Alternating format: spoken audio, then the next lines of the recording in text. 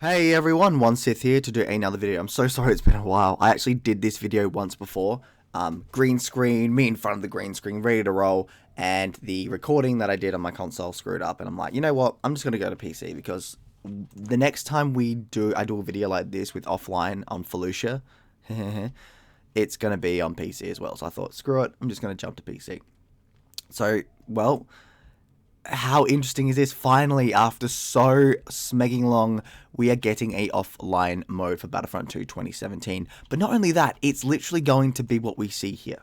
It's the ground phase of capital supremacy, which is basically the ground phase of conquest. And we can now spawn on. We can now spawn on everything, which we had the last update, but we can spawn on it in the offline mode. We're going to have hero AI, special unit AI, which looks amazing. We're going to have all the Clone Wars maps. I mean, for now, it's just Clone Wars maps, which I'm fine with because I love the Clone Wars and I love the prequels. And then next, they're probably going to add, they have said that they never give up on saying that we may add OT and sequel trilogy. Now, I'd rather OT first because I like the OT, do not like the sequel trilogy. I'm sure we've all heard that. I respect those that love it, though. You do you, mate. You do you. Love what you love and hate what you hate, but be respectful about it. And I am as respectful as I can be towards something that I despise with the sequel trilogy. But original trilogy stuff, which we're going to be getting.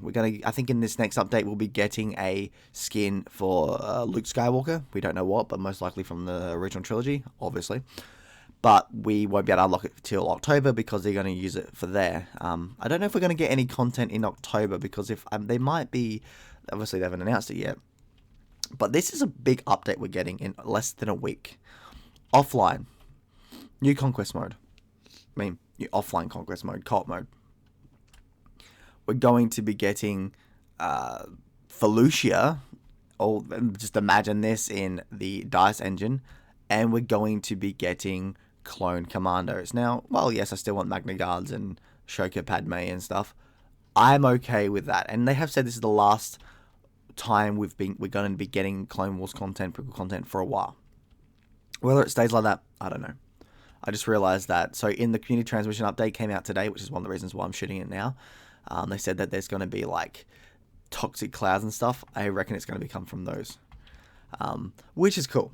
The only downside is, so this is why I love DICE and I sort of kind of hate it. So DICE have said they're going to have Felucia and they're going to have a dead Rancor and a dead Sarlacc pit. Now that's cool, right? But they're not alive, right? I can understand Rancors being a bit too much, too big, crazy and stuff, especially on a big open map like Felucia.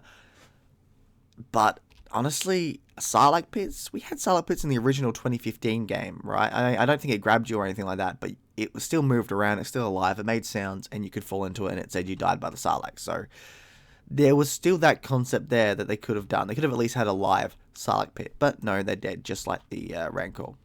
Now then again, the Rancor might be used as the dead body for the Rancor, and the Sarlacc pit might be used as a gateway to extra parts of the map or something like that, as protection, so I don't know.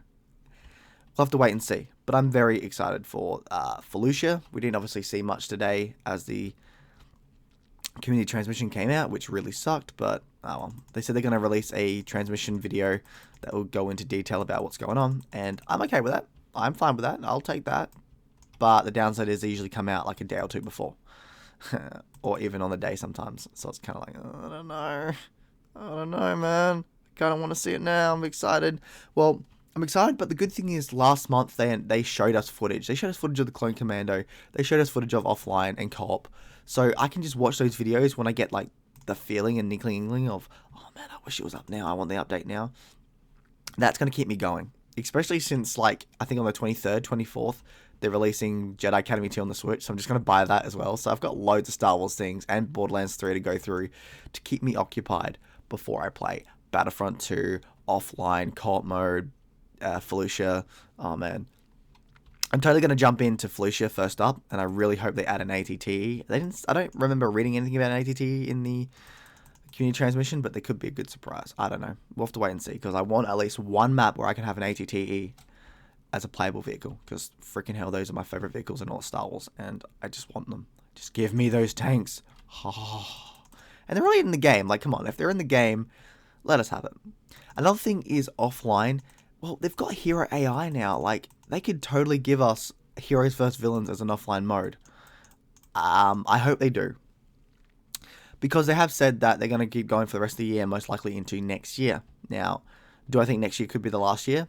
It depends. I do think it will be the last year, but it depends on the context. So next year we're going to get new we're going to get new, consoles. And, with new consoles, it kind of depends what they're going to do. A DICE going to be like reintroducing the game with some updates with the next-gen consoles in mind, like they did with the 4K version of Xbox One X version of Battlefront 2? Or are they going to be like, okay guys, we're done? If they release a version of Battlefront 2 for next-gen consoles, update the AI, UI, graphics and stuff, I think it's plausible. I do think it's plausible that it will keep going for a few more years. But I kind of don't want it to, because everything I'm getting offline and stuff is coming in the next update. Once that next update hits, this game is going to be in my top 10 games of all time, especially Star Wars games.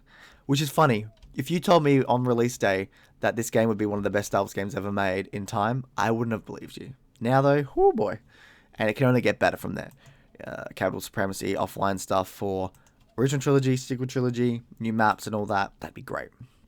And that's really going to add a lot of depth to this game. And then obviously we move on to more exotic things like hopefully a Battlefront 3. So the reason I want a Battlefront 3 is I really still want ground to space.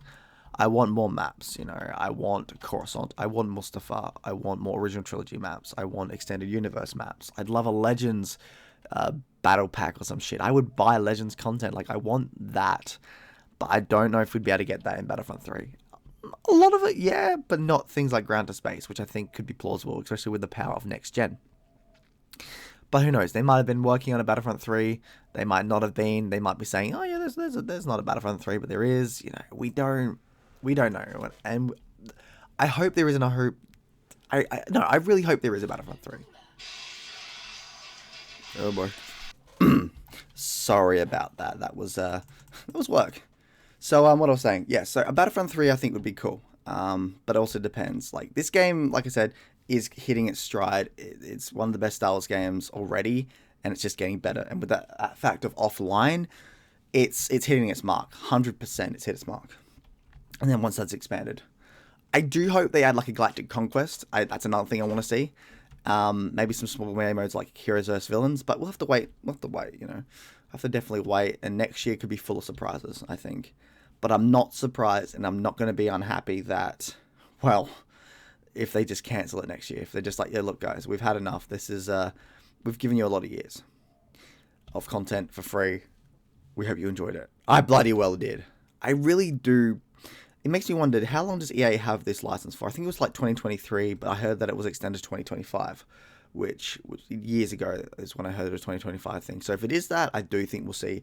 If 2025 is the year that licensing goes, I can see a Battlefront 3 coming. I can totally see a Battlefront 3 coming. But I could also see Battlefront 2 going into next gen, because even Rainbow Six Siege has said they want to go into next gen. So it's crazy to think, but it could happen. Next up, we're going to do Geonosis, because I just wanted to get an idea of some offline stuff to be done. I just realized there's hero AI in this, but I don't remember seeing, oh no, there was no hero AI there, but I'm pretty sure you can get hero AI in the battle mode here. At least from what I remember.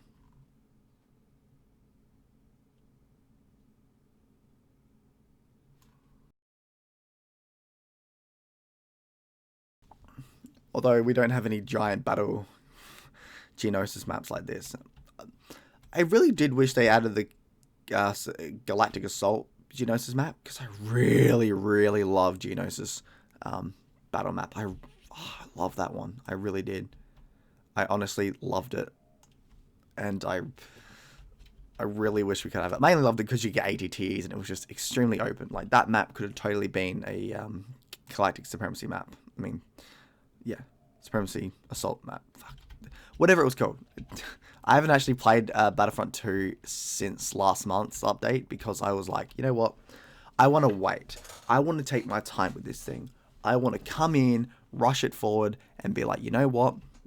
This is how it's going to be. I cannot wait.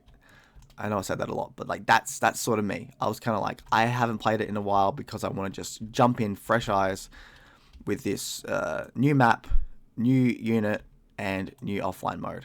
And I feel like that's going to be really fun and really give me a lot of oomph for how things are going to go. And make me just enjoy it so much. I'm going to be playing it for hours, man. I know it. Like, Battlefront 2 is going to be one of my most played games because of that. It already is, actually. I've put way too many hours into the online, which I love. The online is great. Honestly, it's fantastic. I really hope we also get Magna Guards. I doubt we are. I really doubt we are. But who knows? Anything and everything is plausible. And with one more year or a year and a half left of content still coming, hopefully, or at least one more year, we can, who knows what we'll get. And it always seems like every 6 months they can release a big drop of content. Big drop of content coming this month. Big drop of content coming in December. It does make me feel like, yeah, they've got an idea. They've got an idea of what they want to release. And they do listen to the community. Oh, look at my baby. My ATT. Lovely. Lovely dovely. Come on. I would love Mace Windu too. Like, if you could totally just make a Clone Wars. I just love how... That's what I love. The variety of the Clone Wars. The variety of what Lucas did with the prequels. He was able to create such a beautiful thing that just translated so well to other medias. Video games, comics, movies, TV shows. Can't say the same for the sequel trilogy. I know I hate the sequel trilogy a lot. I shouldn't. I really shouldn't. It's just, to me, that's just, it's not filmmaking. Filmmaking is about being imaginative, being inspired. I know that there are filmmakers out there that don't see it like that, unfortunately. There are. People see it like they have to follow the rules of what they believe filmmaking to be, just like I'm doing. It's just kind of like what you grew up with and what you like in terms of directing, creating, writing, telling a story. There's always someone out there that's going to say, no, you're wrong. There's going to be someone out there that's in the industry that say, no, you're wrong. It should be done like this. And it's like, let it be done how you want it to be done. You know, you don't get anywhere you don't learn without trying something new, without being imaginative, without being inspired. You don't get that. And I've met a lot of closed-minded filmmakers that just go, no, that's not how it's got to be. It's like, well, I disagree. But hey, you know what? Let it be what you want it to be. Let it be what you want it to be, and you do you. You do you. Yeah, exactly. You do you. Nothing's perfect. Nothing is easy. You just got to work hard and respect and love what you've gotten and where you've gotten from where you came from. Not many people say that, and you know, it's just like people just, I don't know. People are weird. I don't understand people. Never have, never will. Don't want to. People are dicks. People are assholes. People are smegheads. But hey, actually, I've been doing pretty well actually in the industry. I've got a film course next week as I shoot this. Just when this update comes, I'm gonna have to get home and be like, I probably got homework for the film course, but nah, I'll be right. And I'm working on a feature film. Where I'm doing audio with, and yeah, there's some good things. Which, you know, shameless plug-in. Check out Rib Spreader when it's done. It's the feature film that I'm working on. We got self-funded. It's actually got some great stuff. Yes, if you like trauma films, it's going to be full-on, blown on. It's basically a trauma film itself. And it's not going to be the most in-depth film you're thinking of. Well, it is and it isn't. Like, there's some scenes we shot where I'm like, I never expected this sort of emotion and drama from, well, a film where a guy just kills people. But it's really good, and I check it out. Check out the Facebook, check it all out. Just like if you want to see something different, if you want to say an Australian film that will be different, check that out. It's not finished yet, but we are shooting it, and we're doing really great on it. And check Facebook, check YouTube. Just look for it, okay? We're all working hard on it. Same with Warpath Chronicles, which is a TV show that we've been working on as well. Everybody there has been doing great. And that's the thing. If you want to be in this industry, you want to surround yourself with people that respect you and influence you to keep going. Because there's always going to be some fuckwit out there who goes, well, actually, you know, glasses up, by the rules of script writing, it doesn't actually work like that. And it's like, you do realize that script writing is just one section of filmmaking in general. There's obviously the less is more. Make people think, you know, the audience isn't dumb, make them pay attention. Oh, but it's too much to think about. And so what? Deal with it and move on. If a guy wants to make a film that you've got to, you know, think about, and it's context heavy, both in character context and world context, galaxy context, and the context he's based his world and era around, then deal with it. You know, you can complain all you want and say this doesn't follow what I want. It's like, films change. Remember, films change. Some people like to go to the old school, some people like to go to the new school, and some people like to do a mix of different and old things. That's it. Like, that's literally it. But people, it's when people have that just narrow view. Like, I like to be open-minded. Like, some people say I have a narrow view for my hatred towards the sequel trilogy, for example. At times, I can sound like that, and I totally agree. At times, I can sound like I've got a very narrow view of the sequel trilogy. But I don't really. At times I do, but at times I don't. When I pull myself back, I look at it like this. There is some good stuff there. There is some interesting stuff there. It's just poorly executed and I think poorly written. Now, just because I think that doesn't necessarily make it truth, because it's all in the eye of the beholder. Written-wise, there are some good character elements, and there are some good ones where it's like, hang on, this kind of works, you know. But it also depends on how it kind of forms together. For example, Rey. I think she's a Mary Sue. Some people say it's not because we have just enough visual indications about who she is and stuff. And I agree. I think her intro to Force Awakens was really good. I think there were moments in The Force Awakens where she actually worked pretty well. Same with The Last Jedi. But then there's just aspects of it where it just doesn't make sense. Where all of a sudden now she goes from running away from a guy who's trying to kill her to now everybody wanting her to be in love with him. And then there's aspects of that. Now, I'd be fine with that if she was as fucked up as, say, Kylo. If she murdered people and she enjoyed it and stuff and she was a Darksider, yeah, you know what? Shit, give me Kylo and Rey. I'd be up for that. Because they are two sides of the same coin, in a way. But when you go from a girl who has that surrogate father who gets killed by his real son and kind of has that personality of, like, latching onto other people that show her respect, half of me is kind of like, how do we go from that to Jedi Master and all that? Like, that doesn't make sense to me. I don't think that makes sense in my perspective of film, and even in most other people's perspective of film. And then you got people that just do weird shit like cinematography. Now, I'm gonna do Republic because this one has like more skins. People complain too much about cinematography, I feel. Like, ooh, I like this one. This is a good one. So, cinematography wise, I think the sequel trilogy is actually pretty damn great. I think there's some great stuff in the cinematography area. But I don't think it's packed full of detail that Lucas did. When Lucas did, say, the prequels and even the original trilogy, he packed it full of detail. It felt like a real world. It felt alive, and I smegging loved it. I was so, like, every time you watch that film, those films, you get a sense of more. There's always something that you can just hold on to and go, holy shit, this is amazing. I never noticed that. I never noticed them laying in Falcon and Revenge of the Sith. I never noticed this. I never noticed that. And it's so well done, yet people are like, no, it's bad cinematography. It's like, really? It's beautiful, it's varied, it's alive. How can you say that is bad cinematography? I mean, I've worked with cinematographers. I've done some cinematography myself, right?